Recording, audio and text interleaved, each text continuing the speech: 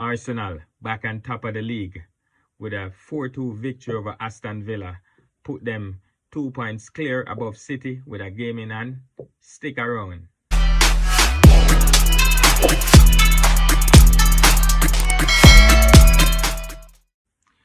Wagwan, wagwan. Boy, may I tell you, Arsenal coming from behind it twice in one game to beat Aston Villa 4-2. What an incredible game. Yeah, listen, it was breathtaking. It's like a roller coaster. Arsenal had to come back and dig deep, show a lot of resilience and determination, and put them back on top of the league. So, this is amazing because Arsenal back in front by 2 points. Where do I start? After a dodgy first half, at least the first 5 minutes of the game, Ali Watkins, listen, with a beautiful goal, even though Saliba should have been closer to him in order to stop that shot, because he's been in great form since the last 4 games. I think this is 4 goals in 4 games. So naturally, Saliba should have been at least a little closer. But, a beauty from Saka. Saka was able to, get us back on level terms with them. And then, unfortunately, again, another beautiful goal from Aston Villa. Put them back in front.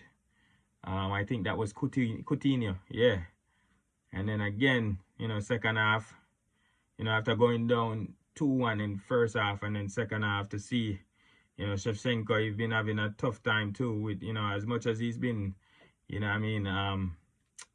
as much as he's been a leader, from all his success at Manchester City, he was not playing his best for over the last 3 games, but, he came up with his first goal after 92 games in the Premier League. So it's been a long time coming, but, it came a good time when Arsenal needed it to put them back on level term. So that was good. And then, of course, the game went on, chances after chances. And I personally think Nketiah is not clinical or ruthless as what we need as Arsenal at this moment to really challenge for the title, because, if Jesus hasn't been scoring, but his participation, has been very much better than I'd say Nketiah, because with Nketiah, I think Martinelli struggle, on that side. So they have to play mostly on the right side with Saka and Odegaard link up. So on the left side, we're not really producing as much. But, as soon as Jesus come back, but for now, Nketiah is leading the line, but he's been getting a lot of chances after chance. I think he hit the post yesterday, and he had a couple chances again in the second half. Again at Man City, we should have taken the lead, and probably the game would have turned out different. But all in all, that's gone. We're focusing on Aston Villa game. That was amazing. And then of course, Jorginho.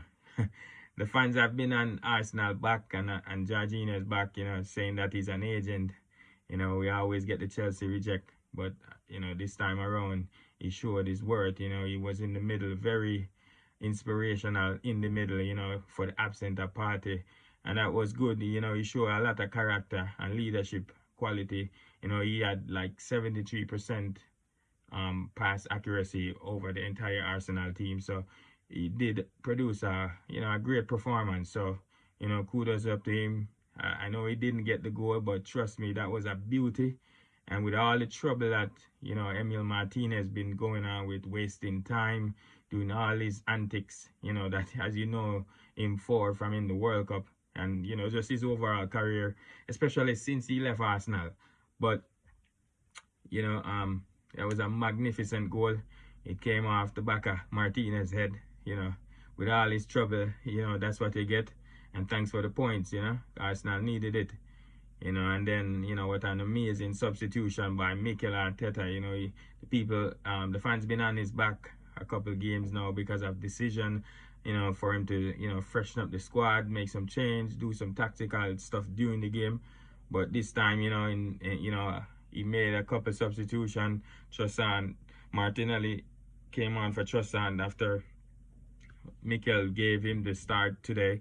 and ensure that, you know, he rotate the team. So when he came on, you know, he put on and then I think Vieira for Shaka, so that was also a good change. And then in the end, Vieira made the assist to Martinelli, who celebrated just seconds before he kicked the ball in the back of the net. That was how we know, and we were sure, and he was very confident that he wouldn't miss, and there's no stopping him.